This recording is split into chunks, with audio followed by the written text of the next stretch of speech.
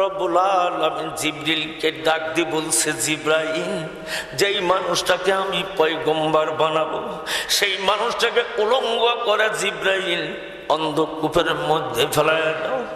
যাও রে জিবরাইল, আমার পয়গম্বর বাঘের গলা ধরে দুটি চোখের পানি দিয়ে কান্দের বলে, বাঘ রে কেমন করে আমার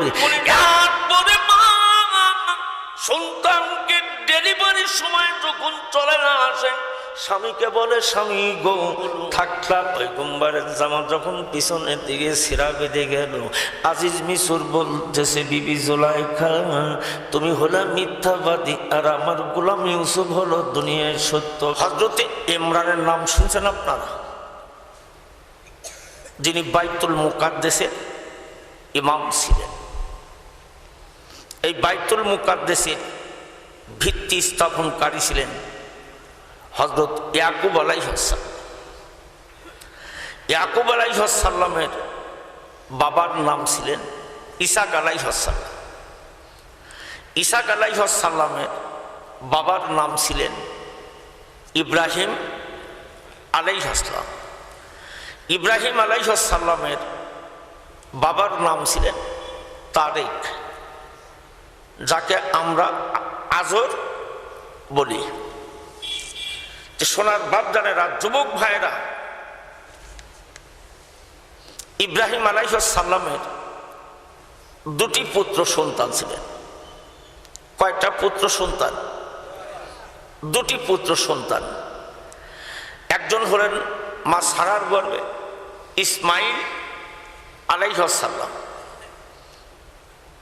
মা সারার গর্ভে হযরত ইসাক আলাইহিস সালাম, আর মা হাজেরার গর্ভে হযরতে ইসমাইল আলাইহিস সালাম। জোরে বলুন একবার সুবহানাল্লাহ। হযরত ইসাক আলাইহিস সালামের বংশে ৭০,০০০ নবী রাসূল আল্লাহ প্রেরণ করেছেন। আর ইসমাইল আলাইহিস সালামের বংশে একজন মাত্র নবী আসছেন, তিনি হলেন কুল কায়নাতুল নবী রাহমাতাল লিল আলামিন, একজন নবী। আর ইসাক আলাইহিস সালামের বংশে অগণিত নবী এবং রাসূল আল্লাহ প্রেরণ করেছেন। জোরে বলুন একবার সুবহানাল্লাহ। সম্মানিত সুধী সমাজ, বাবার চরিত্র যদি ভালো হয়, সন্তানের চরিত্র ভালো হবে। মায়ের চরিত্র যদি ভালো হয়, মেয়ের চরিত্র ভালো হবে। নেত্রীর আদর্শ যদি ভালো হয়, তার কর্মীদের আদর্শ ভালো হবে। আর নেত্রীর আদর্শ যদি ভালো না হয়, তার কর্মীদের আদর্শ কখনোই ভালো হতে পারবে না। সোনার বাপজানেরা, যুবক ভাইয়েরা,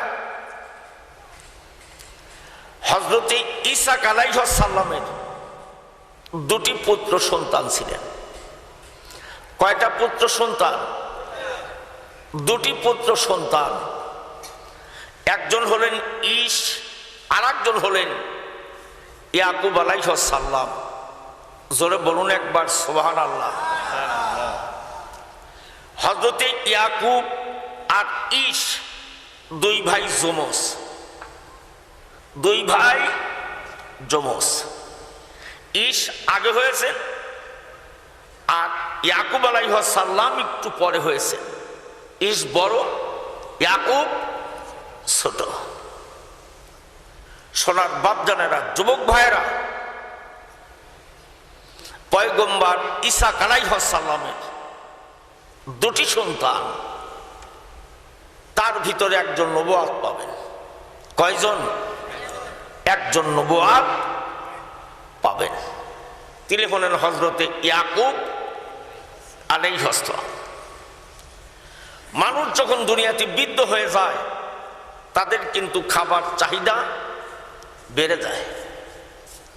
হযরতে ইসাক আলাইহিস সালাম যখন বৃদ্ধ হয়ে গেলেন, তেনার চোখ দুটি কিন্তু অন্ধ হয়ে গেছিলেন।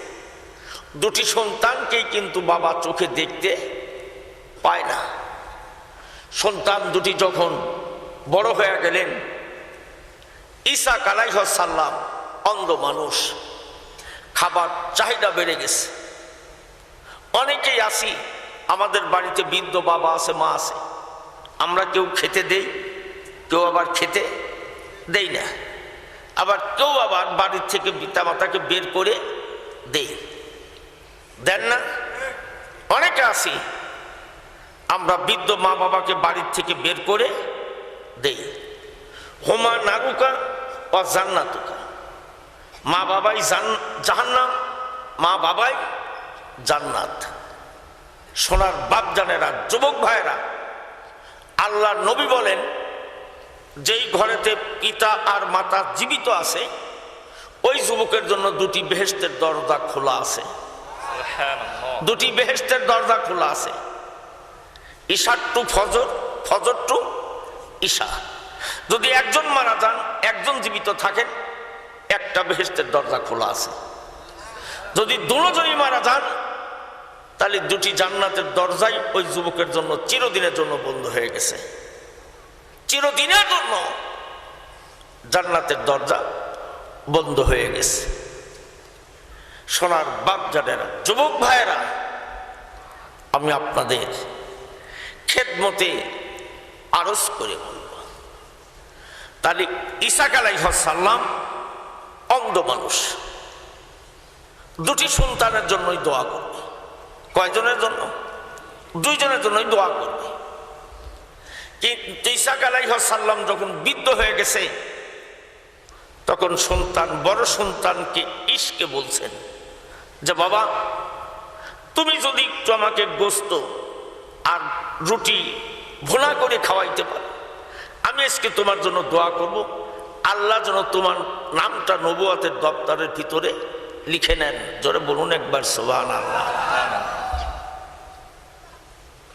ঈসা আলাইহিস সালাম বড় ছেলেকে বেশি ভালোবাসতেন, আর মা ছোট ছেলে ইয়াকুবকে বেশি ভালোবাসতেন। এই কথাটা মা শুনে ফেলছে যে, বাবা, আজকে যার জন্য দোয়া করবে তার নামে নবুয়তের দপ্তরের মধ্যে লেখা পড়ে যাবে। জোরে বলুন একবার সুবহানাল্লাহ। মা ছোট বেটা ইয়াকুবকে ডাকছে, বাবা, তাড়াতাড়ি কাছে আসো। বলে, কি মা?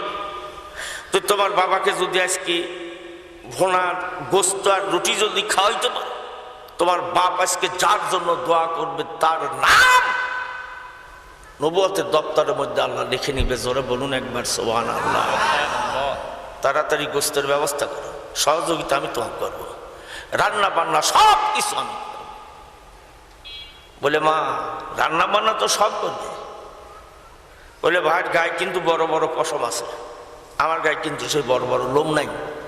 বাবা যখন গায়ের উপরে হাত বুলাবে, তখন কিন্তু বুঝবে যে আমি কিন্তু ইয়াকুব, আমি রিশতা। তখন মা বলছে, বাবা, আমি তোমার সে ব্যবস্থাটাও করে দেবো। জোরে বলুন একবার সুবহানাল্লাহ। তুমি যে ছাগলটা জবাই করবে, ওই ছাগলটা তুমি আমার কাছে নিয়ে আসবা। তুমি যখন বাবাকে বসে, অন্ধ মানুষ তো চোখে দেখবে না, তুমি যখন খাওয়াইবে, আমি ওই ছাগলের চামড়া তোমার গায়ের উপরে বসাইয়া দেবো। জোরে বলুন একবার সুবহানাল্লাহ। তোমার বাপ যখন গায়ের উপর হাত বোলাবে, তোমার অন্ধ পিতা মনে করবে ঠিক আমার আমার কাছে বলছে এই ভুনা গোস্ত আর রুটি খাওয়াচ্ছে। জোরে বলুন একবার সুবহানাল্লাহ। সোনার বাপ জানেরা, যুবক ভাইরা, ইয়াকুব আলাইহিস সালাম একটা ছাগল জবাই করলেন। ছাগল জবাই করে গোস্ত সুন্দর করে বানায় পরিষ্কার করে মার কাছে দিয়েছে, মা, ভুনা করে রান্না করো, বাবাকে খাওয়া, আজকে দোয়া আমার নিতেই হবে। সোনার বাপ জানেরা, যুবক ভাইরা, অন্ধ বাবাকে রাজি খুশি করবে। কলিজার টুকরা সন্তান ইয়াকুব ছাগল জবহ করলেন। ছাগল জবহ করে গোস্তগুলি সুন্দর করে বানায়া বৃদ্ধ মার কাছে নিয়ে গেলেন। মা জননী সুন্দর করে গোস্তগুলি ভুনা করে রান্না করলেন। পরে মা সুন্দর করে রুটি বানায় কলিজার টুকরা সন্তান ইয়াকুবকে ডাক দিয়ে বলছে, বাদাম রে, তোমার অন্ধ পিতার কাছে বসে তুমি এই খানাগুনি খাওয়াইবা, আর তোমার পিতার কাছে তুমি দোয়া নিবে। তোমার বাবা আজকে যার জন্য দোয়া করবে সেই মানুষটার নাম আল্লাহর আদালতে নবীর খাতায় নাম লেখা পড়বে। জরা বলা যাবে না কি একবার মারহাবা? নবুয়তের দপ্তরে নাম লেখা পড়ে যাবে। মা সুন্দর করে রুটি বানাইছে, ভুনা করে গোস্ত রান্না করছে, সুন্দর করে প্লেটে সাজায় ইয়াকুবের কাছে দিয়েছে, যাও আমি মা তোমার জন্য দোয়া করি, বাবাকে এই ভুনা গোস্ত আর রুটি খাওয়ায় খুশি করবে। জোরে বলুন একবার সুবহানাল্লাহ। সোনার বাপ জানেরা, যুবক বাড়া, মার বাবা যদি সন্তানের জীবনের জন্য যদি দোয়া করা যায়, মা বাবার দোয়ার বিনিময়ে কাবা ঘরের ইমাম হওয়া যায়। মা বাবা যদি সন্তানদের জীবনের জন্য যদি দোয়া করে যায়, মা বাবার দোয়ায় আউলিয়ার দপ্তরে নামটা লেখা পড়ে যায়। মার বাবা যদি সন্তানের জীবনের জন্য যদি দোয়া করে, মা বাবার দোয়ার বিনিময় পয়গম্বরদের সঙ্গে জান্নাত পাওয়া যাবে। মা আর বাবা যদি সন্তানদের জীবনের জন্য যদি দোয়া করে যায়, মা বাবার দোয়ার বিনিময় নবী রাসূলদের গায়ের দামি জুব্বা পাওয়া যায়। জরা বলা যাবে নাকি একবার মারহাবা? কথা কার? আর একটু আসতে কন, আর একটু জোরে কন। এই জন্য আল্লাহ বলছেন, অকদা রব্বুকা আল্লাহ তা'বুদু। গোলামি করতে হবে কার? দাসত্ব গোলামি একমাত্র আল্লাহ ব্যতীত জমিনের উপর কারুর করা যাবে না। সোনার বাপ জানেরা, যুবক বাড়া, গোলামি করতে হবে আল্লাহ, দাসত্ব করতে হবে আল্লাহর। লা তা'বুদু ইল্লাল্লাহ ওয়াবিল ওয়ালিদাইনি ইহসানা। লা তা'বুদু ইল্লাল্লাহ, আমি আল্লাহ ব্যতীত তোমাদের কোনো ইলাহা নাই, রব নাই। অবিল ওয়ালিদাইনি ইহসানা, বান্দারে আমার দাসত্ব আমার গোলামি করবার পরে তোমার মা বাবার দাসত্ব গোলামি জমিনের উপর করতে হবে। কথা কার? আর একটু জোরে বলুন। আল্লাহর গোলামি করার যেমন ফরজ, আল্লাহ রাব্বুল আলামিন কোরআনে কারিমের ভিতরে ঘোষণা করে, বান্দারে আমার জমিনে আমার গোলামি করার যেমন ফরজ, আমি আল্লাহ রাব্বুল আলামিন আমার জমিনে তোমাদের মা বাবার দাসত্ব গোলামি আমি আল্লাহ ফরজ করলাম। জোরে বলা যাবে নাকি একবার সুবহানাল্লাহ? নামাজ পড়া যেমন ফরজ, পিতা মাতার গোলামি করা তেমন ফরজ। সোনার বাপ জানেরা, যুবক বাড়া, দুনিয়ার জীবনে আল্লাহকে রাজি খুশি করে রাখতে হলে এই পৃথিবীর জমিনে সন্তানদের মা বাবাকে রাজি খুশি করতে হবে। মার বাবা যদি সন্তানদের জীবনের প্রতি যদি রাজি খুশি না হয়, আমার আল্লাহ কিন্তু রাজি খুশি হবে।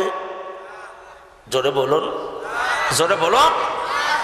রেজার রব্বি রেজার ওয়ালিদাইন, পিতামাতার খুশিতে আল্লাহ কিন্তু আমার আপনার জীবনের উপর রাজি খুশি হবে। সোনার বাপ জানেরা, যুবক বাড়া, ইয়াকুব আলাইহিস সালাম বাবার কাছে বসে ভুনা গোস্ত আর রুটি খাওয়াইতে লাগলেন। এবার ভুনা গোস্ত আর রুটি যখন বৃদ্ধ বাবা খায়, কলিজার টুকরা সন্তান মনে করছে ইসকে বলে, বাবা এত সুন্দর ভুনা গোস্ত রুটি তুমি কই পাইলা? ও মুসলমান, ইস গেছে জঙ্গলে হরিণ শিকার করতে, ইস বাবার লোয়া নেবে হরিণীর গোস্ত ভুনা করে খাওয়ায়, কিন্তু ইয়াকুব ছাগলের গোস্ত জবহ করে কাছে বসে খাওয়াইতেছেন। পরিপূর্ণ পেট যখন ভর্তি হয়ে যায়, তৃপ্তি সহকারে বৃদ্ধ অন্ধ মানুষ খানা খাইয়া আল্লাহর কাছে দুটি হাত বাড়ায় দিবে। এবার ইসাক আলাইহিস সালাম অন্ধ মানুষ, এবার সন্তানকে লক্ষ্য করে বলে, বাবারে এত সুন্দর ভুনা গোস্ত রুটি তুমি আমাকে খাওয়াইলে। এবার বাবা খানা খায়, গালের মধ্য দিয়ে দিয়ে খানা করে সন্তান খাওয়াইতে লাগলেন। এবার খানা খাচ্ছেন, হানা কিছু বাবার সম্মুখে সন্তানের বলতে হবে। এক পর্যায়ে কথা বলতে বলতে ইয়াকুব নবী যখন হ্যাঁ এবং না বলছে, এবার ইসাক আলাইহিস সালাম অন্ধ মানুষ বলতেছে, বাবারে আমার মন বলে তুমি আমার কলিজার টুকরা সন্তান ইস না, আমার মন বলে আমার ছোট বেটা তুমি ইয়াকুব। জোরে বলা যাবে নাকি একবার সুবহানাল্লাহ? আমার ছোট বেটা তুমি ইয়াকুব। সোনার বাপ জানেরা যুবক বাড়, এবার ইয়াকুব আলাইহিস সালাম এবার বাবাকে তৃপ্তি সহকারে ভুনা গোস্ত আর রুটি খাওয়াইলেন। এবার অন্ধ পিতা মাবুদের দরবারে দুটি হাত বাড়ায় দিয়ে দুই চোখের পানি দিয়ে বুক ভিজায় দেয়, আল্লাহ আমার কলিজার টুকরা সন্তান ইয়াকুবের উপর আমি রাজি খুশি আছি রে মওলা। তুমি আমার কলিজার টুকরা সন্তান ইয়াকুবের প্রতি রাজি খুশি হয়ে নাও। ও মওলা, তুমি তো মা বাবার দোয়া কখনো দুনিয়ার বুকে ফেরায় দাও না। আমার বাবার নাম হলো ইব্রাহিম আলাইহিস সালাম, মুসলিম জাতির পিতা। আমি তার সন্তান ইসাক দোয়া করলাম আমার কলিজার টুকরা সন্তানের ইয়াকুবের নাম নবুয়তের খাতায় লিখে নাও। জোরে বলা যাবে নাকি একবার সুবহানাল্লাহ? পয়গম্বরের দোয়া আল্লাহ কখনো কি ফিরাই দিতে পারে? ফিরাই দিতে পারে। একদিকে দেশের নবী, অপর দিকে তার বাবা। জোরে বলুন একবার সুবহানাল্লাহ। সোনার বাপ জানেরা যুবক বাড়, পয়গম্বরের দোয়া আল্লাহর কাছে কবুল হয়ে গেলেন। এবার বড় ভাই সারাদিন মরুর প্রান্তরে ঘুরেছে, হরিণ কিন্তু শিকার করতে পারে নাই। বাড়িতে আসলেন, বাড়িতে এসে তিনি জানতে পারলেন অন্ধ বাবা ছোট ভাই ইয়াকুবের জন্য দোয়া করছে। নবুয়তের দপ্তরের মধ্যে তার নামটা লেখা পড়ে গেছে। এবার বড় ভাই ছোট ভাইয়ের উপর ক্ষিপ্ত হয়ে গেলেন, যেই দোয়া নেব আমি সেই দোয়া ছোট ভাই ইয়াকুব নিল। এবার মনে মনে প্রতিজ্ঞা করে ফেলছে, আমার ছোট ভাই ইয়াকুবকে আমি দুনিয়ায় জীবিত রাখবো, ওকে মারিয়ে ফেলাবো। ও আমি নবী হবো, আমি আর নবী হলো ও, বলে ক্ষমতা পাবো আমি আর ক্ষমতা লাই ও, ওই বাসাই রাখবো, আয়না করে ঢোকা দেবো আজকে। কি কথা কর না খে, এরা তো নবী নবে পারে, ওই কায়না করে রেখে নবী আমি হব, ক্ষমতা তো আমার। কথা কর না খে। সোনার বাপ জানেরা যুবক বাড়, বড় ভাই প্রতিজ্ঞা করলেন ছোট ভাইকে মেরে ফেলবে। এই কথা জনম দক্ষিণে মা জননী শুনছেন। মা জননী শুনবার পরে পয়গম্বরের কাছে বসে বলে, হুজুর আপনি কলিজার বেটা ইয়াকুবের জন্য দোয়া করছেন, ইসির জন্য দোয়া করেন নাই। বড় ভাই ছোট ভাইকে মেরে ফেলবে। পয়গম্বর ইসহাক আলাইহিস সালাম বললেন, আমার কলিজার টুকরা সন্তানকে আমার কাছে ডাক দাও, আমি ইসের জন্য দোয়া করব। আল্লাহ যেন এই পৃথিবীর জমিনে আমার ইসের রিজিক এবং ইজ্জতের অভাব যেন আল্লাহ দুনিয়ায় না করে। জরা বলা যাবে নাকি একবার সুবহানাল্লাহ? ও মুসলমান ভাইরা, পয়গম্বর ইসহাক আলাইহিস সালাম বললেন, কলিজার টুকরা সন্তান ইয়াকুবকে মামার বাড়িতে পাঠায় দাও। এবার জেরুজালেম পার হয়ে হারানে যাবেন মামার বাড়িতে। সেখান থেকে পালায়া মামার বাড়িতে যাবে ইয়াকুব নবী। পয়গম্বর ইসহাক নবী বললেন, বাবা ইয়াকুব রে, তুমি মামার বাড়িতে যাবে, মামার বাড়িতে উট ছাগল দম্বা ভেড়া চড়াইবা। এবার তুমি দীর্ঘদিন মামার বাড়িতে থাকবে। সেখানে তোমার দুটি মামাতো বোন আছে। কয়টা? আর একটু জোরে বলুন।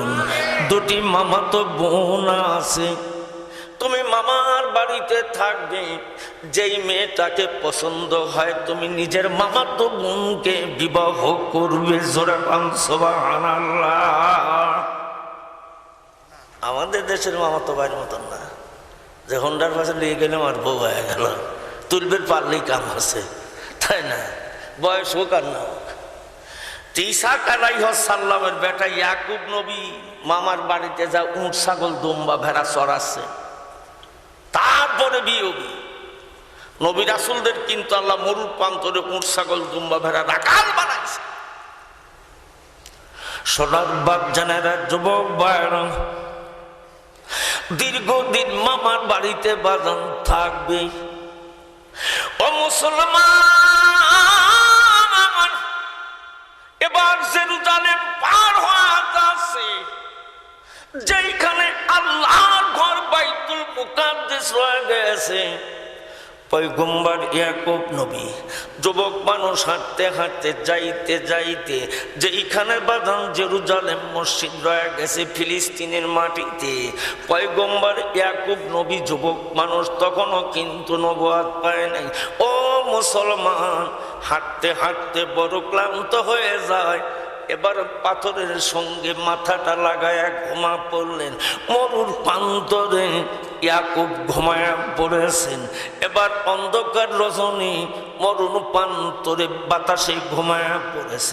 এবার পয়গম্বর ইয়াকুব আলাইহিস সালাম স্বপ্ন দেখতেছেন, আসমান থেকে সিঁড়ি বয়ে ফেরেশতারা জমিনের উপর নেমে আসতেছে।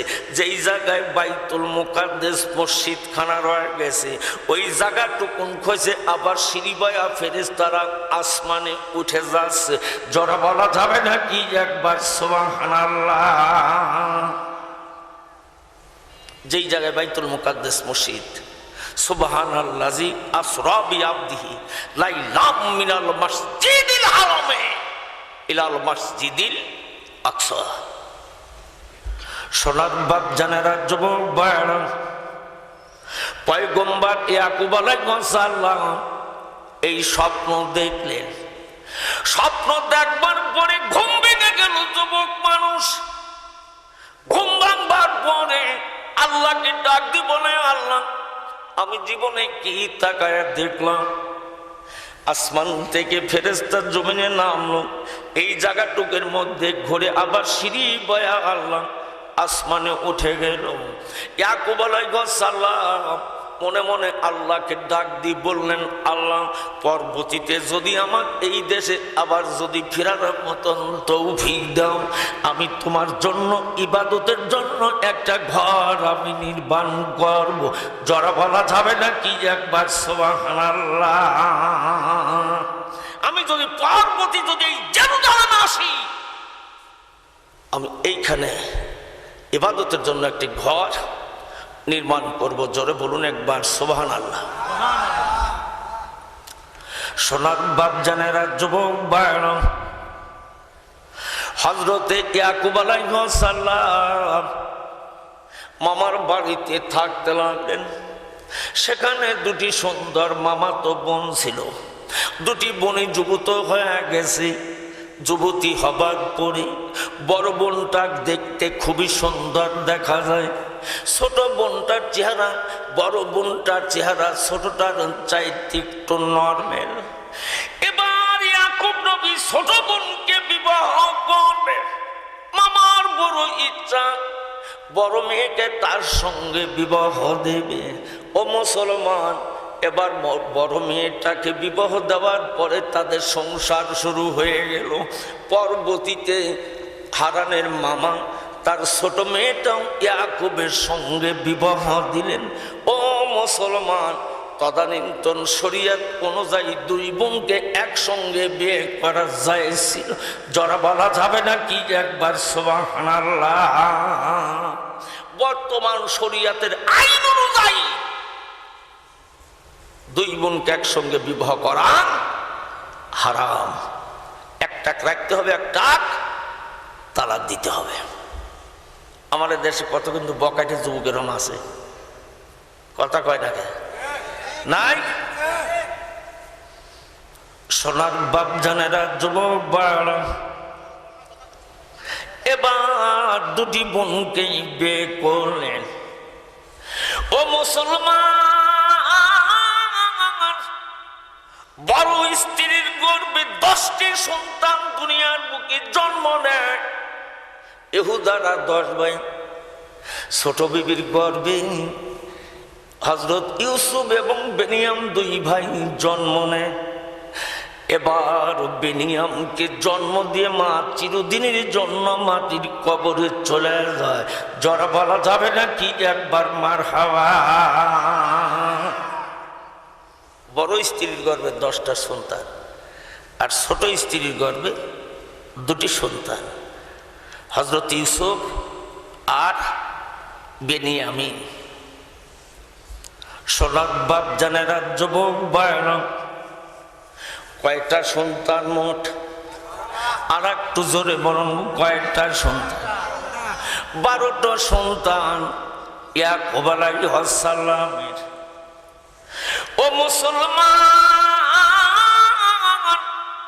12টা ভাইয়ের ভিতরে সবচাইতে দেখতে সুন্দর, বড় আদর্শবান, বড় চরিত্রবান পয়গম্বর ইউসুফ। যারা বলা যাবে না কি একবার সুবহানাল্লাহ। দেখতে যেমন সুন্দর তেমন টল ফিগার। হযরতে ইয়াকুব আলাইহিস সালাম মাহারা সন্তান ইউসুফ এবং বেনিয়ামকে একটু বেশি ভালোবাসতেন। সোনার বাপ জানেরা যুবক বাড়া বেনিয়ামিন আর ইউসুফকে দুনিয়ার বুকে বেশি ভালোবাসে। সোনার বাপ জানেরা যুবক বাড়া এই বাকি 10 ভাই দেখলো বাবা আমাদের প্রতি নজর দেন, আমাদেরকে ভালোবাসে না, শুধু ইউসুফ আর বেনিয়ামকেই বাবা বেশি ভালোবাসে। সর্বক্ষণ ইউসুফকে বাবা বেনিয়ামকে কাছে রাখে।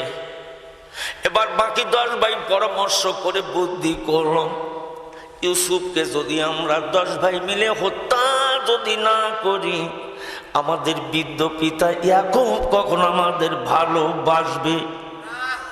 জোরে বলুন, জোরে বলুন। সোনার বাপ জানেরা যুবক ভাইরা 10 ভাই পরামর্শ করলেন ইয়াকুবকে ইউসুফকে দুনিয়ার বুকে হত্যা করা হবে। মরুর প্রান্তরে বাকি 10 ভাই খেলাধুলা করে ওর ছাগল দম্বা ভেড়া চড়ায়। এই বাকি 10 ভাই একদিন পিতাকে বলছে, আব্বা আমরা বাকি 10 ভাই মরুর প্রান্তরে খেলাধুলা করি, ইউসুফ আপনার কাছে বসে থাকে, ইউসুফকেও আমাদের সঙ্গে পাঠায়া দেন।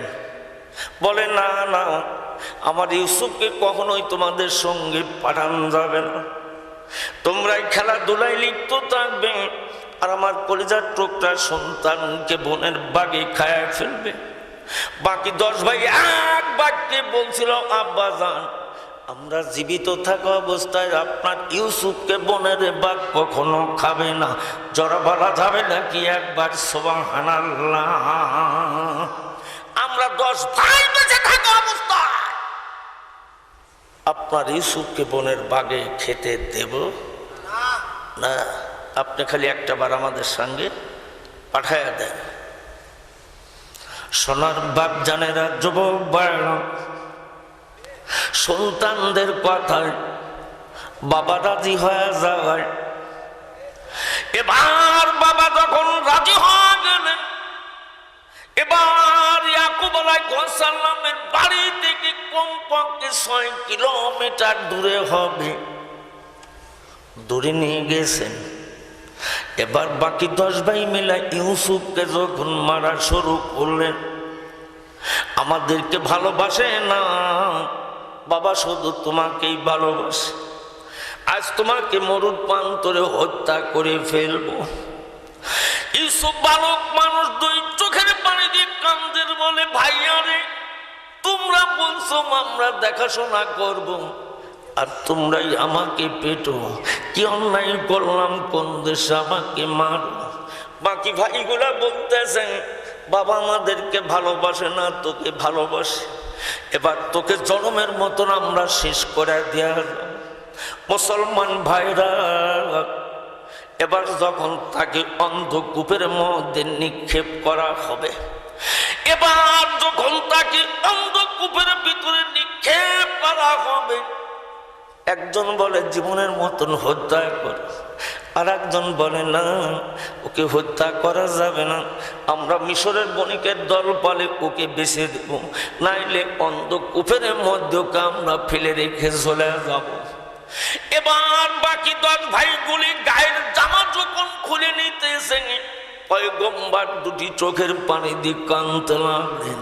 ও মুসলমান, এই বাকি ভাইগুলা যখন ইউসুফকে পিটাইছিলেন, এমন পিটানো পিটাইলেন, মরণের আগ মুহূর্ত পর্যন্ত তাদের পিটনের দাগ ইউসুফের গায়ে ছিল। জোরে বলা যাবে নাকি একবার সুবহানাল্লাহ? সোনার বাপ জানেরা, যুবক ভাইরা, অন্ধকূপের মধ্যে ইউসুফকে যখন নিক্ষেপ করা হলো, অন্ধকূপের মধ্যে পয়গম্বর ইউসুফকে যখন ফেলায় দেওয়া হয়, গায়ের জামা পরনের কাপড়টাও খুলে নিয়েছে। আল্লাহ রাব্বুল আলামিন জিবরিলকে ডাক দিয়ে বলছে, জিবরাইল, যেই মানুষটাকে আমি পয়গম্বর বানাবো, সেই মানুষটাকে উলঙ্গ করে জিবরাইল অন্ধকূপের মধ্যে ফেলায় দাও। যাও রে জিবরাইল, আমার জান্নাত থেকে একটি জান্নাতি পোশাক নিয়ে জিবরাইল আমার পয়গম্বর ইউসুফকে পরাইয়া দিবে, আর পায়ের নিচে একটা পাথর বসায়া দিবে। আমি আল্লাহ রাব্বুল আলামিন কিয়ামতের আগ মুহূর্ত ওই অন্ধকূপের মধ্যে ইউসুফকে খাওয়ায়া জীবিত রাখবো। জোরে বলা যাবে নাকি একবার সুবহানাল্লাহ? ক্ষমতাকার, আর একটু আসতে কোন, আর একটু জোরে কোন। ও মুসলমান, যে বাকি ভাই গেলেন অন্ধকূপের মধ্যে নিক্ষেপ করলেন, আমার আল্লাহর কত ক্ষমতা, কত পাওয়ার আল্লাহ দান করেছে। অন্ধকূপ থেকে উঠাইয়া আল্লাহ রাব্বুল আলামিন মিশরের জমিনের খাদ্য মন্ত্রী কিন্তু বানাইছেন। জোরে বলা যাবে নাকি একবার সুবহানাল্লাহ? অন্ধকূপের মধ্য থেকে উঠাইয়া নিয়ে আল্লাহ রাব্বুল আলামিন খাদ্য মন্ত্রী বানাইয়া দিলেন। অত ইজ্জমান তাসাও, অত জিল্লু মান তাসাও। ইজ্জত দেনওয়ালার মালিক কে? ইজ্জত কেড়ে নেওয়ার মালিক কে? ক্ষমতার বাহাদুরি সারা জীবন থাকে না। ইউসুফ আলাইহিস সালাম কি জানতেন যে আমি মিশরের খাদ্য মন্ত্রীর দায়িত্ব পাবো? ওনাকে বাদশাহ আজিজ মিশর তিনাকে প্রেসিডেন্ট বানাবে। ইউসুফ আলাইহিস সালাম বলছিলেন, না, আমি মিশরের প্রেসিডেন্টের দায়িত্ব চাই না, আমি আপনার কাছে আবেদন করলাম আপনি আমাকে খাদ্য মন্ত্রীর দায়িত্ব দিবেন। জোরে বলুন একবার সুবহানাল্লাহ। ইউসুফ আলাইহিস সালাম জানতেন, স্বপ্নের তাবির বলতে পারতেন যে এই কিনানে যেদিন দুর্ভিক্ষ দেখা দেবে, খাবার কোথাও রকম পাবে না, তারা একদিন মিশরে আসবে, আমি তাদের চিনব। সে কিন্তু আমাদের চিনবে না। সোনার বাপজানেরা, যুবক ভাইরা, তাফসিরের মধ্যে বাজানো আসছে। এবার ইউসুফ নবীর গায়ের জামাগুলি খুললেন, পিটায়া অন্ধকূপের মধ্যে নিক্ষেপ করলেন। এবার ছাগল জবহ করে জামায় রক্ত মাখায় না, ঈশার নামাজের টাইমে কানতে কানতে বাড়ি চলে গেলেন। বাড়িতে যাবার পরে বাবার সামনে অভিনয় করতেছে। ও মুসলমান, বাবার সামনে সন্তানগণে অভিনয় করে বলে, বাবা আমরা মরুর প্রান্তরে খেলাধুলায় লিপ্ত ছিলাম, আপনার কলিজার টুকরা সন্তানকে বনের বাগে খায়া ফেলছে। এই দেখুন আপনার কলিজার টুকরা সন্তানের জামার গায়ের মধ্যে রক্ত রয়ে গেছে। পয়গম্বর নাকের সঙ্গে রক্ত নিয়ে সুগন্ধি নিলেন। এবার ইয়াকুব আলাইহিস সালাম বলে, না না, এটা তো ইউসুফের গায়ের রক্ত না। আমার মন বলে তোমরা একটা ছাগল জবহ করে আমার সন্তানের জামায় রক্ত মাখাইছো। বনের বাঘ যদি ইউসুফ রেখা, জামা তো সিরা থাকবে, জামা তো কোনো কোথায় সিরা দেখা যায় না। তোমরা মিথ্যা বলতেছ। সন্তান গরি বলে, না না, আমরা মিথ্যা বলি না, আপনার সন্তানকে বনের বাগে জমিনে খায়া ফেলছে। ইয়াকুব আলাইহিস সালাম বললেন, যদি সত্যই যদি বনের বাগে আমার সন্তানকে খায়, ওই বনের বাঘটাকে আমার কাছে তোমাদের ধরে আনতে হবে। জরা বলা যাবে নাকি একবার সুবহানাল্লাহ। আমার কলিজার টুকরা সন্তান ইউসুফকে যদি বনের বাগাই খায়, তাহলে সেই বাঘটাকে আমার কাছে নিয়ে আসো। আমি বাঘাকে জিজ্ঞাসা করবো যে বাঘ তুই কেমন করে আমার সন্তানকে দুনিয়ার বুকে খাইলি। সোনার বাপজানেরা, যুবক ভাইরা, এবার বাকি 10 ভাই, এবার বাকি 10 ভাই সিরিয়ার জমিন দিয়ে ঘুরতে লাগলেন। ও মুসলমান, মিশর থেকে একটা দুর্বল বাঘ সিরিয়ার জমিনে বেড়াতে গেছে। পেটে খাবার নাই, আত্মীয়র সঙ্গে দেখা করতে গেছেন, না খায়া বাঘটা দুর্বল হয়ে গেছে। এই দুর্বল বাঘটাকে গলায় রশি দিয়ে টানতে টানতে 10 ভাই নিয়ে গেলেন বাবার কাছে। বাবার কাছে নিয়ে যায়, বলে আব্বা জান, এই দেখুন বনের বাঘ আপনার সন্তান ইউসুফকে খাইছে, বাঘকে আমরা ধরে আনছি। এবার ইয়াকুব আলাইহিস সালামের সম্মুখে বনের বাঘকে যখন হাজির করা হলো, পয়গম্বর বাঘের গলা ধরে দুটি চোখের পানি দিয়ে কান্দের, বলে বাঘ রে, কেমন করে আমার কলিজার টুকরি সন্তানকে তুই চাবায় মুছড়ে খাইলি? কোন মুখ দিয়া খাইছিস একটা বার আমাকে বলবি। বাঘ দুটি চোখের পানি দিয়ে দিয়ে বুকটা ভিজায় দেয়। তিনার ভাষা দিয়ে পয়গম্বরকে বুঝাইতে চাই, পয়গম্বর আপনার কলিজার টুকরা সন্তান ইউসুফকে আমি খাই নাই। পয়গম্বর ইয়াকুব নবী দুটি চোখের পানি দিয়ে কান্দে আর বুকটা ভিজায় দেয়। বনের বাঘ আকাশের দিকে মুখটা উঁচু করে দুটি চোখের পানি দিয়ে কান্দার, বলে আল্লাহ একটা বার যদি আমার জবান খুলে দেন, তাহলে পয়গম্বর ইয়াকুবকে আমি জানায়া দেই আপনার কলিজার টুকরা সন্তানকে আমি ইউসুফকে খাই নাই। জোরে বলা যাবে নাকি একবার মারহাবা? আল্লাহর কুদরতি ক্ষমতা দুনিয়ায় বুঝবার কারোর ক্ষমতা নাই। খায়রিহি ওয়া শাররিহি মিনাল্লাহি তাআলা ইন্নাকা আলা কুল্লি শাইইন কাদির। ও মুসলমান, বনের বাঘের জবান খুলে গেল। পয়গম্বর ইয়াকুব নবীর সম্মুখে বাঘ তার ভাষা দেয়া জবান খুলে গেল। পয়গম্বরকে বলে, আল্লাহর পয়গম্বর, ওই আল্লাহর নামে কসম করে বললাম আপনার কলিজার টুকরা সন্তানকে আমি খাই নাই। জোরে বলা যাবে নাকি একবার সুবহানাল্লাহ আল্লাহুম্মা? জোরে পানি ঢালো তো, একটু পানি ঢালতে হয় একটু। এত তাড়াতাড়ি খোলেন না, খোলা লাগবে। মুসর দেন ওইদিক ওইদিক, হ্যাঁ তাড়াতাড়ি। আর একটু জোরে সোরে মহব্বতে পড়ুন আল্লাহুম্মা।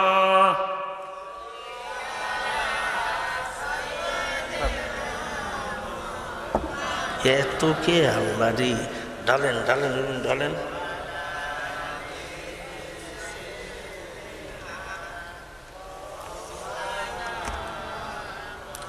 আর একটু জোরে সোরে মহব্বতে পড়ুন আল্লাহুম্মা।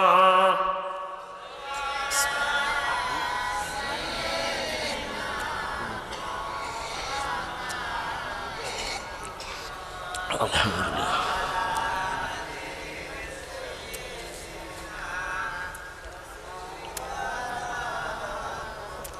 কোথায় রইলেন আবু বকর, ওমর, উসমান, হে আলী? তোমাদের বিহনের আজকের ইসলাম মদিনার বুকে যাই চলে। আল্লাহুম্মা।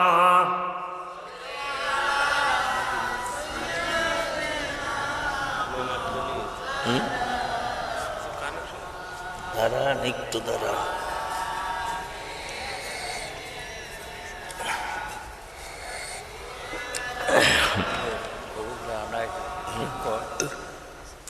সোনার বাপ জানেরা, যুবক বাড়া, বাকি 10 ভাই মিলে কিনারের অন্ধকূপের মধ্যে ইউসুফকে নিক্ষেপ করা হলো। পয়গম্বর ইউসুফ আলাইহিস সালাম কূপের মধ্যে পড়ে দুটি চোখের পানি দিয়ে কান্দে। কুজা ইয়া পেদার মাদার কুজাই, কুজা ইয়া পেদার মাদার কুজাই, যে হালে মান চুনি গাফেল চেরাই। কূপেতে পড়িয়া ইউসুফ বলে, হে পর জননী। কূপেতে পড়িয়া ইউসুফ বলে, হে পর জননী, মরণ কালে না পাইলাম ওমা তোমার হাতের পানি। জরা বলা যাবে নাকি একবার মারহাবা? সোনার বাপ জনের যুবক বারা, কূপের মধ্যে পড়ে রইলেন ইউসুফ আলাইহিস সালাম। অন্ধকূপের মধ্য থেকে ওঠায় আল্লাহ তাকে মিশরের খাদ্য মন্ত্রী বানায়া দিলেন। ও মুসলমান, ইউসুফের সঙ্গে কানতে কানতে, কলিজার টুকরার সঙ্গে কানতে কানতে ইয়াকুব আলাইহিস সালামের দুটি চোখও কিন্তু জমিনে অন্ধ হয়ে যায়। জরা বলা যাবে নাকি একবার সুবহানাল্লাহ? ইয়াকুব আলাইহিস সালামের চোখ দুটি পুত্র সঙ্গে কানতে কানতে অন্ধ হয়ে যায়। সোনার বাপজানেরা, যুবক ভাইয়েরা, বনের বাঘ বলছিলেন, আপনার সন্তান ইউসুফকে আমি দুনিয়ায় খাই নাই। পয়গম্বর দুটি চোখ দিয়ে কান্দে আর জোর জোর করে পানি পড়ে আল্লাহর কাছে বলেন, আল্লাহ, আমার মন বলে আমার ইউসুফ এখনো দুনিয়ায় জীবিত আছেন। আমার কলিজার টুকরা সন্তানকে একদিন তুমি আমার বুকে ফেরাইয়া দিবে। ও মুসলমান, 1 বছর নয়, 2 বছর নয়, কলিজার টুকরা সন্তানের জন্য ইমানের পরীক্ষা দিয়েছিলেন 40 বছর। জোরে বলা যাবে না কি একবার সুবহানাল্লাহ? কত বছর? 40 বছর সন্তানের অপেক্ষায় রয়ে গেছে। বৃদ্ধ বাবা সন্তানের কথা কিন্তু দুনিয়ায় বলতে পারে নাই। রেজার রব্বি রেজার বাবি, রেজার রব্বি রেজার বাবি, কলিজাতে ঠিকানা। পুত্র মরলে কাতর হয় ভাই, আম্মা জানেরই কলিজা। পুত্র শোকে ঝাঁঝরা ঝাঁঝরা, পুত্র শোকে ঝাঁঝরা ঝাঁঝরা, হয় কলিজা নখতরা। পুত্র শোকে সিঁদুর হয় ভাই, আম্মা জানেরই কলিজা। জোরে বলা যাবে নাকি একবার মারহাবা? আমরা যুবক মানুষ বুঝি না, তাই বাবাকে কষ্ট দেই, তাই মাকে জীবনে কষ্ট দেই। ও সোনার যুবকের দলেরা, মা বাবাকে দুনিয়াতে কখনোই বাজান কষ্ট দেওয়া যাবে না। ওই আল্লাহর কাছেই তোমাদের কিন্তু একদিন জীবনে ফিরে যেতে হবে। ওয়াসাইনাল ইনসানা বিওয়ালিদাইহি হামালাতুহু উম্মুহু আহানান আলা আহানি ওয়া ফিসালুহু ফি আমাইন আনিশকুরুলি ওয়ালি ওয়ালিদাইকা ইলাইয়াল মাসির। জোরে বলা যাবে না কি একবার আল্লাহু আকবার? সোনার বাপদানেরা, যুবক ভাইয়েরা, মা বাবা যখন উভয় দুনিয়ার বুকে বৃদ্ধ হয়ে যাবে, বৃদ্ধ মা বাবার প্রতি আমার আপনার জীবনে দয়া করতে হবে, ইহসান করতে হবে। ও মুসলমান, মা জননীর জীবনে 3টি কষ্ট হয়, বাবার জীবনে একটা কষ্ট। মার জীবনে 3টি কষ্ট হয়, আর বাবার জীবনে একটা কষ্ট। 1 নাম্বার কষ্ট হলো মার জীবনে সন্তানকে পেটে ধারণ করা। 2 নাম্বার কষ্ট হলো সন্তানকে ডেলিভারি করা। 3 নাম্বার কষ্ট হলো 24টা মাস চোখের ঘুমকে হারাম করে সন্তানকে দুধ পান করানো।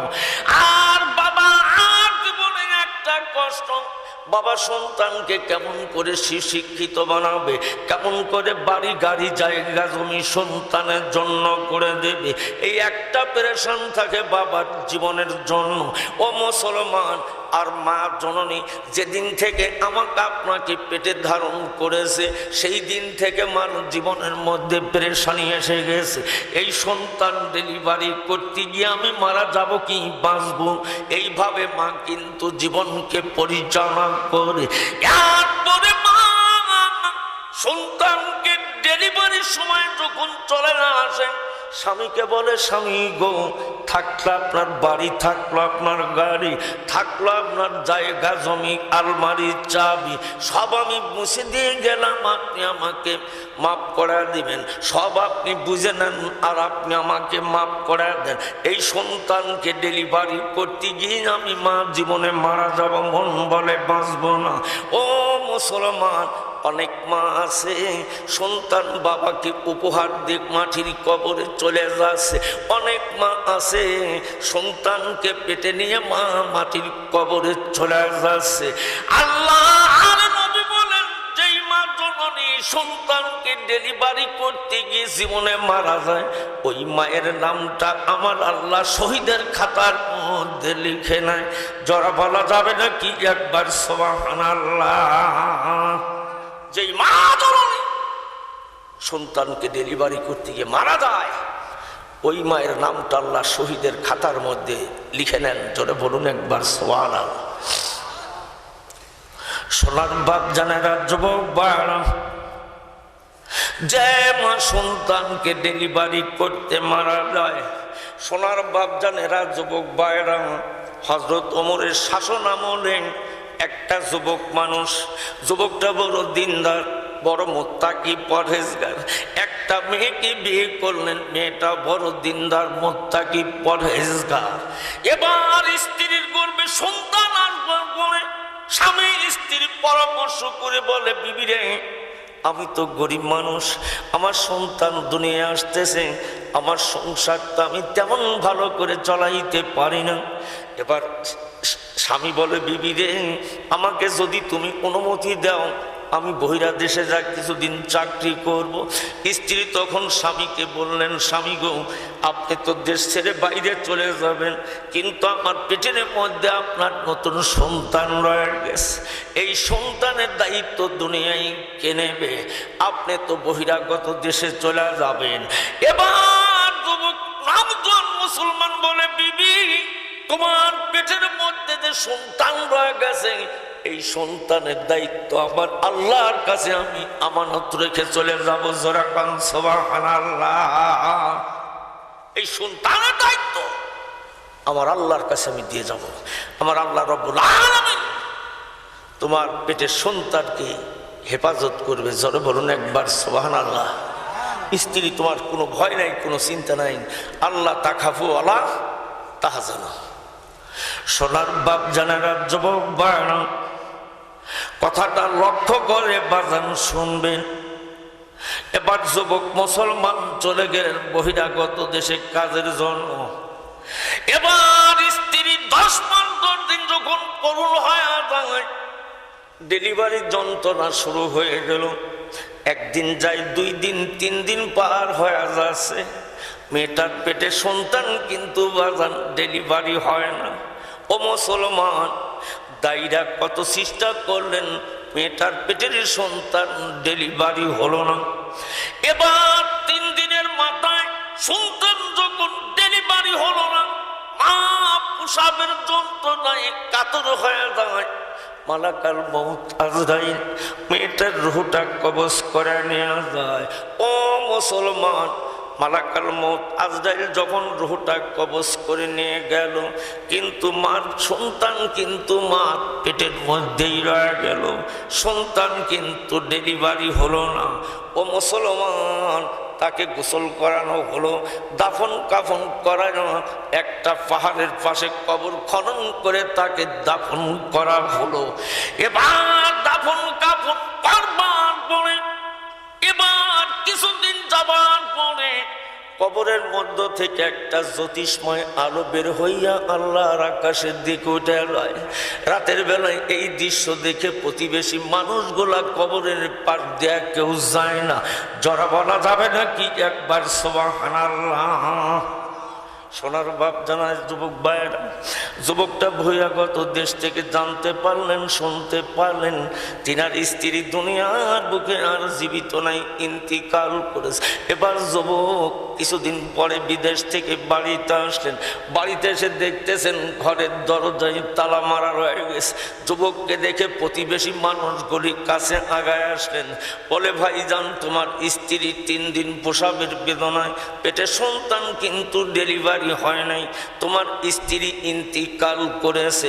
আমরা প্রতিবেশী মানুষ পাহাড়ের পাশে তাকে দাফন কাফন করে রাখছি, কিন্তু ভাই, তোমার স্ত্রী কবরের মধ্য থেকে একটা জ্যোতিষময় আলো বের হয় না, আল্লাহর আকাশের দিকে উঠে যায়। এবার যুবক নওজোয়ান মুসলমান তার স্বাস্থ্য ভাইকে সঙ্গে করে নিয়ে স্ত্রীর কবরের কাছে চলে গেলেন।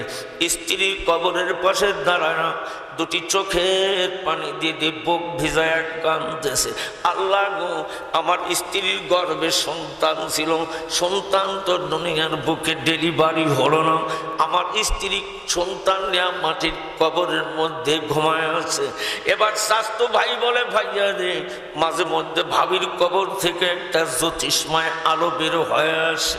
এই দৃশ্য দেখে প্রতিবেশী কোনো মানুষ কবরের পাশে যায় না। এবার 9 জন মুসলমান বলে একটি কোদাল আনা হলো, কবরটা খনন করা হলো। আস্তে আস্তে কবরের মাটি যখন কবরের উপার থেকে সরানো হলো, কবর থেকে মাটি সরাইতে সরাইতে কবরের ভিতরে দেখতেছে কলিজার টুকরা সন্তান মা কবরের মধ্যে ডেলিভারি করেছে। এবার কলিজার টুকরা সন্তান সন্তানকে কবরের ভিতরে মরা মায়ের দুধের সঙ্গে মুখটা লাগায় আল্লাহ কবরের মধ্যে খাওয়ায়া জীবিত রাখছে। জরা বলা যাবে না কি একবার সুবহানাল্লাহ। সোনার বাপ জানেরা, যুবক ভাইয়েরা, মরা মায়ের বুকের দুধ খাওয়ায় সন্তান কবরের ভিতরে জীবিত। এবার কবর থেকে কলিজার টুকরা সন্তানকে বের করলেন। বের করবার পরে পুনরায় কবরের উপর আবার মাটি চাপায়া দিলেন। এবার মাটি চাপা দেওয়ার পরে সন্তানটাকে একদিন কোলে করে যুবক মুসলমান চলে যাচ্ছেন ওমরের দরবারে। আমিরুল মুমিনিন খলিফাতুল মুসলিমিন ওমর গরিবদের মাঝে যাকাত প্রদান করতেছে। আমি কলিজার টুকরা সন্তানকে নিয়ে এই যুবকদের কাতারে আমি দাঁড়ায় গেলাম। আমার সন্তান কিন্তু আমার কাঁধের উপর রয়ে গেছে। আমি যাইতে যাইতে যখন ওমরের কাছে পৌঁছে গেলাম, পৌঁছবার পরে আমিরুল মুমিনিন খলিফাতুল মুসলিমিন বলতেছে, যুবক রে, যাকাত আমি তোমাকে দিতে পারবো, তোমার কাঁধের শিশু সন্তানকে দিতে পারবো না। যারা বলা যাবে নাকি একবার সুবহানাল্লাহ। যাকাত আমি তোমাকে দিতে পারবো, তোমার সন্তানকে দিতে পারবো না। যুবক মুসলমান বললেন, আমিরুল মুমিনিন খলিফাতুল মুসলিমিন ওমর, আমি আপনার দরবারে আসছি জীবনে যাকাত নেওয়ার জন্য নয়। আমি আপনার দরবারে আসছি সন্তানকে কাঁধে করে যাকাত নেবার জন্য নয়। এই সন্তানের জন্ম বৃত্তান্ত জানানোর জন্য আমি আপনার দরবারে আসছিলাম।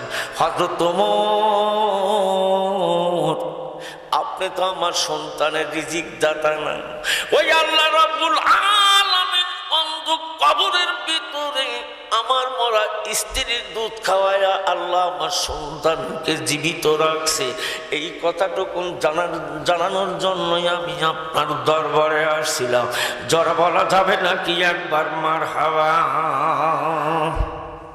সোনার বাপ জানেরা, যুবক ভাইয়েরা, মরা মায়ের দুধ খাওয়াইরা সন্তানকে কবরের মধ্যে আল্লাহ কিন্তু জীবিত রাখে। সেই মা জননীর পেট থেকে দুনিয়া আলবার পরে বাবার শুকরিয়া করি না, মায়ের শুকরিয়া করি না। ওয়ালিদাইকা ইলাইয়াল মাসির, যেইভাবে আল্লাহর কাছ থেকে আসছিলাম ওইভাবেই আল্লাহর কাছে আমার আপনার জীবনে একদিন ফিরে যেতে হবে। ও মুসলমান, আল্লাহর কাছে যে জীবনে ফিরে যাব, আল্লাহর কাছে একদিন ফিরে নিয়ে যাব, আল্লাহর কোর্টে একদিন দাঁড়াতে হবে। সেদিন কি জবাব দেব আল্লাহর আদালতে? সেদিন কি জবাব দেবেন মুসলমান হয় না? সে জবাবের প্রশ্ন কিন্তু আপনারা দিতে পারবেন না। আল্লাহ যদি প্রশ্ন করে, বান্দারে, তোদের জীবনের শান্তির জন্য আমি কোরআন নাজিল করেছিলাম, তোরা কেন কোরআনের বিধান মানিস নাই? কেন কোরআনের আইন অনুযায়ী তোদের জীবনকে চলাইস নাই? আমার জমিনে খাইছাও, আমার পরিচয়, আমার বিরোধিতা করেছ। মরণের আগেও তোমরা তওবা করে আসো নাই। ও মুসলমান, আজ বর্তমান দেশের প্রেক্ষাপট জানায় গেছে, একেবারেতে আমরা 4 ভাই আছি। এক ভাই করে আওয়ামী লীগ, আর এক ভাই করে বিএনপি, এক ভাই করে জাতীয় পার্টি, আর একজন করে বাজান জামাত ইসলাম। জোরে কোন কথা ঠিক কিনা? মুসলমান উদখুলু ফিস সিলমে কাফা, পরিপূর্ণ কমপ্লিটলি ইসলামের মধ্যে দাখিল হয়ে মরতে হবে। আপনি আমলিক, আপনি বিএনপি, আপনি জামাত ইসলাম, জাতীয় পার্টিটা আল্লাহ দেখবি না। আল্লাহ দেখবি তুই ঠিক মতো নামাজগুলি পড়ছিস কিনা, ওয়াক্ত অনুযায়ী নামাজ পড়িসাও কিনা, পিতামাতা খেতে পড়তে দিসাও কিনা, জিহাদের জন্য ময়দানে বের হয়েছাও কিনা। হিসেব দিয়ে আমার করতে গাছকে দূরে যাও। এক কদম আল্লাহ কিন্তু আমাকে আপনাকে দূরে সরে যেতে দেবে দেবে না। এই জন্য ভাইরা আমার, আমি আপনাদের খেদমতে আরজ করে বলতেছি, পয়গম্বর ইউসুফ আলাইহিস সালাম যখন মিশরে খাদ্যমন্ত্রীর দায়িত্ব পেলেন, কিনানে যখন দুর্ভিক্ষ দেখা দেয়, বাকি 10 ভাই মিশরের বাদশার কাছে গেলেন, খাদ্য মন্ত্রীর কাছে দরখাস্ত করা হলো তাদেরকে খাবার দেবে।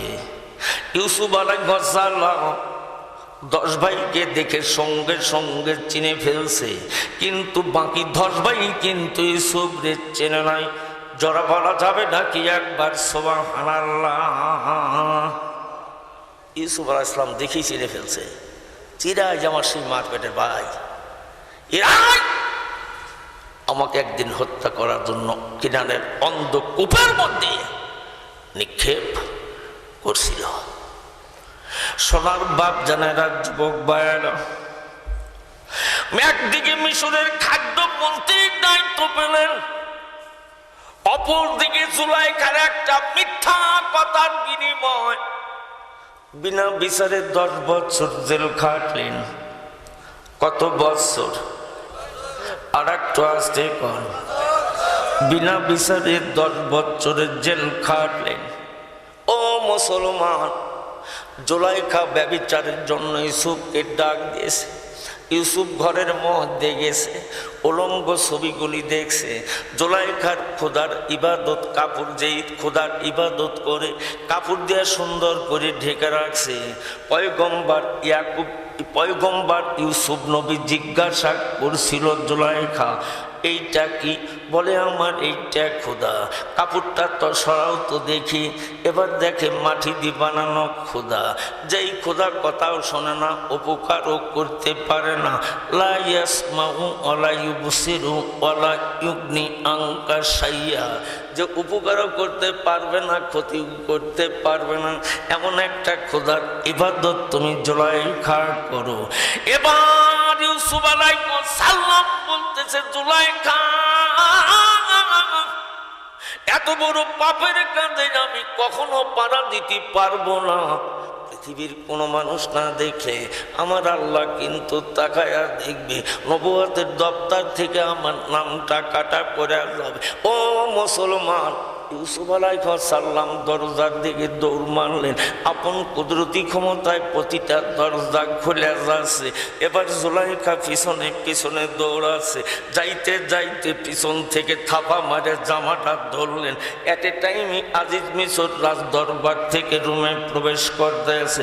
এবার বাদান তাকায় দেখতেছে গোলাম রূপী ইউসুফ আমার বিবির সঙ্গে জোরাজুরি করতেছে।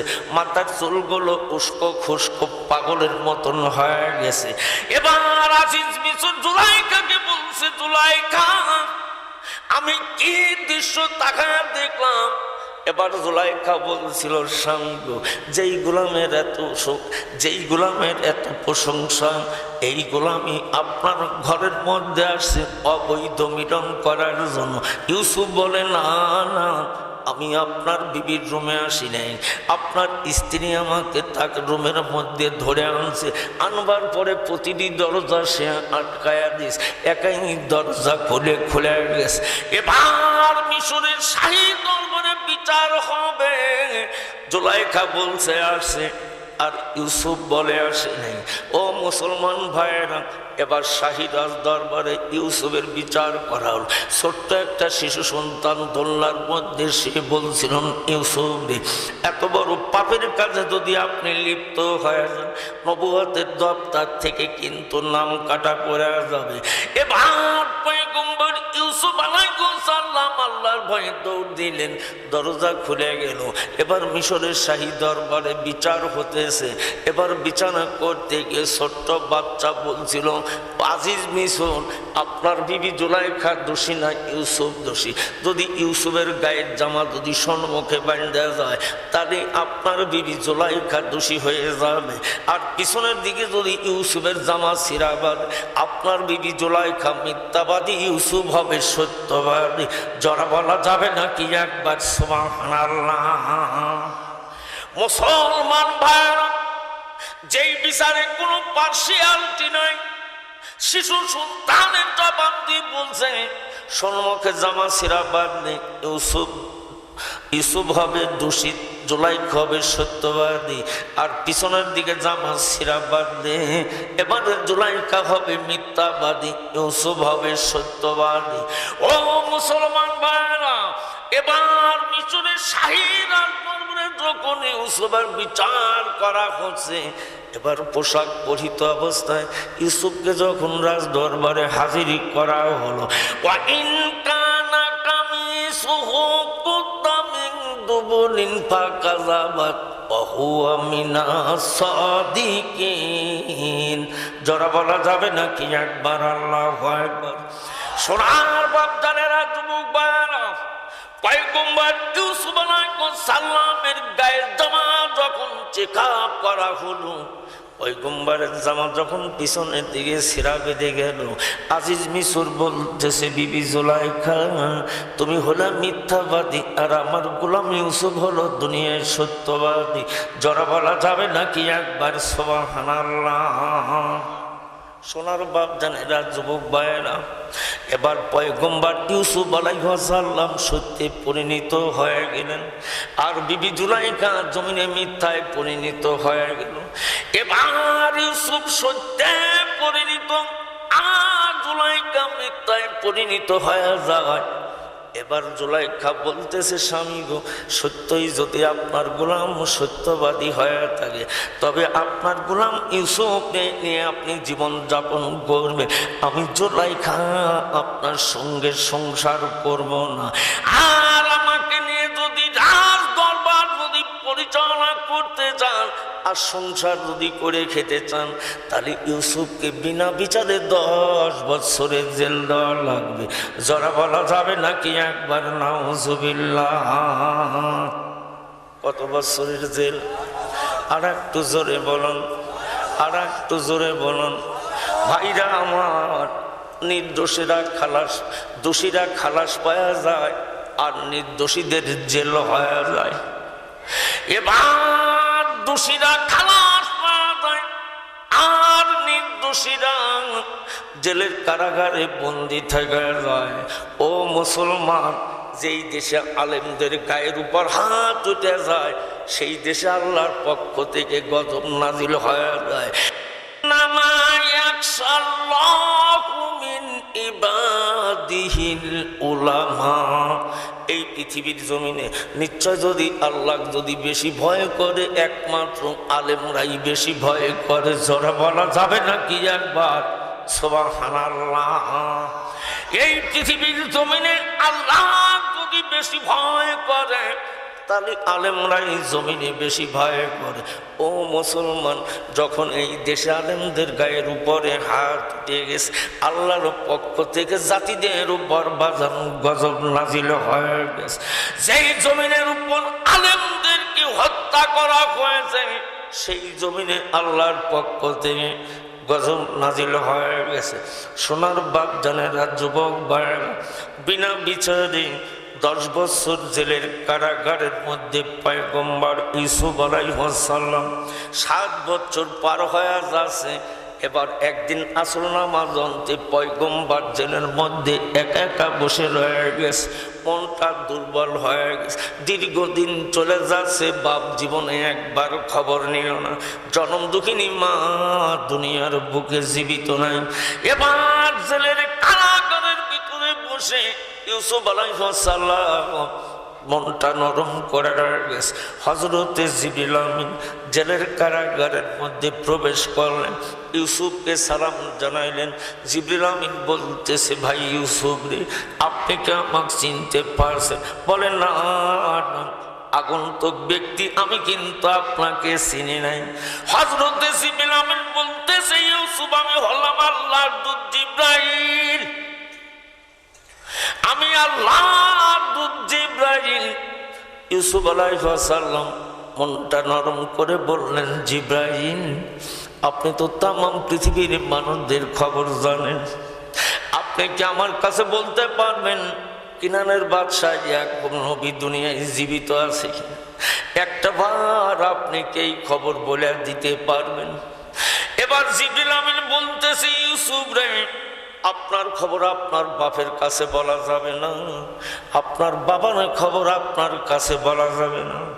তবে আমি আল্লাহর পক্ষ থেকে আপনাকে শুভ সংবাদ দেওয়ার জন্য আসি, কিছুদিনের মধ্য থেকে এই জেলের কারাগারের মধ্য থেকে আপনি মুক্তি পেয়ে যাবেন। যারা বলা যাবে নাকি একবার সুবহানাল্লাহ। সোনার বাপ জানেরা, যুবক বায়না, জুলাইখার একটা মিথ্যার অপচয়ে 10 বছর বিনা বিচারে বাঁধান জেল খাটলেন। এই জমিনে যেই মানুষটা দীর্ঘ 50 বছর কোরআনের খেদমত করে গেলেন, সেই মানুষটাকে জেলের কারাগারের মধ্যে রেখে হাসপাতালে নিয়ে মেরে দেওয়া হলো। পৃথিবীর কোনো মানুষ খবর না রাখলে আমার আল্লাহ কিন্তু খবর রাখছে। জোরা কোন কথা ঠিক কিনা? সোনার বাপ জানেরা, যুবক ভাইরা, এই জন্য সন্তান আদর্শবান চরিত্রবান পেতে হলে বাবারও চরিত্রবান হতে হবে, মারও চরিত্রবান হতে হবে। তবে আমার আপনার প্রোডাকশনের সন্তানগুলি পবিত্রতা অর্জন করে আসবে। এই দেহের মধ্যে যদি অবৈধ রক্ত থাকে, যেইগুলি প্রোডাকশন দেব, ওদের দেহের মধ্যে কিন্তু অবৈধ রক্ত চলে গেল ভাই, সন্তানদের চরিত্র কোনোদিন দুনিয়ায় ভালো হবে না, মেয়েদের চরিত্র কোনোদিন ভালো হবে না। তোমার গাড়ি বাড়ি জায়গা জমি সব পড়ে থাকবে, তুমি রাস্তার মাঝে ভিখারির মতন ঘুরতেছো। ধরা কোন কথা ঠিক কিনা? সোনার বাপ জানেরা, যুবক ভাইয়েরা, আল্লাহর আদালতে কিন্তু একদিন ফিরে যেতে হবে। সারা জীবন এই পৃথিবীর জমিনে কিন্তু আমরা বাঁচব না। মালাকাল মউত আজরাইল আমাদের একদিন কি ধরে নিয়ে যাবে। এবার ইমরানের কন্যা মরিয়মকে বাইতুল মুকাদ্দাসের জনগণ প্রশ্ন করছিল, মরিয়ম রে, তোমার বাবাও ভালো চরিত্রের মানুষ, তোমার মাও ভালো চরিত্রের মানুষ, এই অবৈধ সন্তান তুমি কেমন করে দুনিয়ায় জন্ম দিলে? ইয়া উখতা হারুনা মাকানা আবুকি মুরাকাসাউ ইউ আমা কানাত উমুকে বাগিয়া। তোমার বাবা ভালো চরিত্রের মানুষ, মাও ভালো চরিত্রের মানুষ, কেমন করে তুমি এই অবৈধ সন্তান জন্ম দিলে? তোমার তো জীবনে বিবাহ হলো না। আল্লাহ বলে, জিব্রাইল আমার বান্দি মরিয়মকে জানায় দাও, সন্তান কোলের উপর থাকবে, জাতিদের সম্মুখে সেই কথা না বলবে, কোলের সন্তান জাতিদের সঙ্গে কথা বলবে। ফাআশারাত ইলাইহি ক্বালু কাইফা নুকাল্লিমু মান কানা ফিল মাহদি সাবিয়া। হযরতে মরিয়ম বলছিলেন, আমার সঙ্গে কথা বলা বাদ দিয়া আমার সন্তানের সঙ্গে কথা বলতে পারে। এবার জাতিরা বলছে, মরিয়ম তুমি পাপের মতন পাপ করো, এই শিশু সন্তান দুনিয়ার বুকে কথা বলে আমাদের জীবনে দেখিনি। বলে আমার সন্তানকে জিজ্ঞাসা করেন, তার পিতৃ পরিচয় পাওয়া যায় না। এবার জাতিরা যখন মরিয়মকে চরিত্রহীনা বলে গালি দিল, ঈসা রুহুল্লাহকে যখন যার সন্তান বলে গালি দিয়েছেন, এবার 40 দিন পর শিশু সন্তানের জবানকে খুলে দিলেন। আর একটু জোরে বলেন, আর একটু জোরে বলেন। এবার পয়গম্বর ঈসা রুহুল্লাহকে যখন জাতিরা যার সন্তান বলে গালি দিল, পয়গম্বরের জবান খুলে গেল। পয়গম্বর ঈসা রুহুল্লাহ মার কোলের উপর বসে বললেন, ক্বালা ইন্নী আবদুল্লাহ আতানিয়াল কিতাবা ওয়া জাআলানি নাবিয়্যা। যারা বলা যাবে নাকি একবার আল্লাহু আকবার? ক্বালা ইন্নী আব্দুল্লাহ, নিশ্চয় আমি আল্লাহর একজন মনোনীত বান্দা, নিশ্চয় আমি একজন আল্লাহর মনোনীত বান্দা। ওই মায়ের পেটের মধ্যে বসায় আল্লাহ আমাকে আসমানি কিতাব শিক্ষা দিয়েছে। ওই মায়ের গর্ভে বসায় আল্লাহ আমাকে নবী বানাইছে। জোরে বলা যাবে নাকি একবার সুবহানাল্লাহ? ক্ষমতা কার? আর একটু জোরে বলুন আল্লাহর। মায়ের পেটের মধ্যে বসায় আসমানি কিতাব শিক্ষা দিলেন, আল্লাহ নবুয়তি দান করলেন। পয়গম্বর ঈসা রুহুল্লাহ জাতিদের সামনে আরো বলছিলেন, ওয়াজা আলানি মুবারাকান আইনা মা কুনতু আওসানি ওয়াস সালাতি ওয়াজ যাকাতি মা দুমতু হাইয়া। এবার পয়গম্বর ঈসা রুহুল্লাহ বললেন, এই পৃথিবীর জমিনে আল্লাহ আমাকে যতদিন জীবিত রাখবে ততদিন পর্যন্ত জাতিদের মাঝে নামাজ এবং যাকাতের কথা আমি ঈসা রুহুল্লাহ বলবো। ও মুসলমান, হযরত ঈসা পয়গম্বর বললেন, আমি জাতিদের মাঝে নামাজ এবং যাকাতের কথা বলবো। পয়গম্বর ঈসা রুহুল্লাহ জাতিদের সামনে আরো বলছিলেন, ওয়া বাররাম বিওয়ালিদাতি ওয়া লাম ইয়াজআলনি জাব্বারান শাকিয়া। জোরে বলা যাবে নাকি একবার আল্লাহু আকবার? পয়গম্বর ঈসা রুহুল্লাহ বললেন, আমি দুনিয়ার বুকে যতদিন জীবিত থাকব আমার মা মরিয়মের সেবক হিসাবে দুনিয়ায় বাঁচব। ও যুবকের দলেরা, বিশ্বনবী রহমাতাল লিল আলামিন কুল কায়নাতের নবী বাবাকে প্রাণ ভরে জীবনে একটা বার বাপ কয়ে ডাক দেয়নি। মা আমেনাকে প্রাণ ভরে দুনিয়াতে মা কয়ে ডাক দিতে পারেনি।